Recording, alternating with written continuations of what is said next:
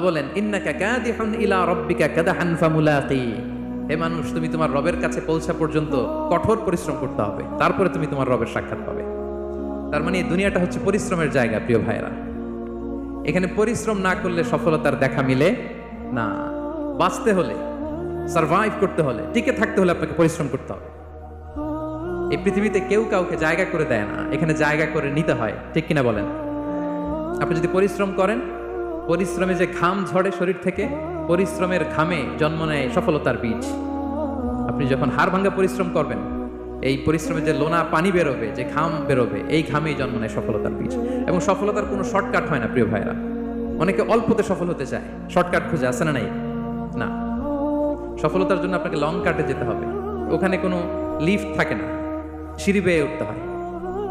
অনেকে চায় যে সফলতার লিফটে উঠবো, সুইচ চাপবো, সাকসেসফুল ইন লাইফ। না, এত সহজ না, আপনাকে সিঁড়ি বেয়ে উঠতে হবে। তাহলে পরিশ্রমের কোনো বিকল্প নেই। এই দুনিয়াটা হচ্ছে পরিশ্রমের জায়গা, সংগ্রামের জায়গা। আপনি সফল হতে হলে আপনাকে পরিশ্রম করতে হবে, করতেই হবে। আর পরিশ্রমে কোনো লজ্জা নেই। আমি বিভিন্ন আমার আলোচনায় বলি, কাজে লজ্জা নেই। কিসে লজ্জা নেই? আওয়াজ করে বলুন সবাই। কাজে লজ্জা নেই। লজ্জা হচ্ছে অলসতায়, লজ্জা হচ্ছে হাত পাতায়, লজ্জা হচ্ছে অকর্মণ্যতায়। কাজে লজ্জা আছে? লজ্জা কিসে বলেন সবাই? লজ্জা হচ্ছে অলসতায়, অকর্মণ্যতায়। যারা কাজ না করে ফুটানি মারে, ওইটাতে লজ্জা। অনেকে আছে ফুটানি মারে, আছে না নাই? কাজ করে না, সব ফুটানি, এই ফুটানিতে লজ্জা।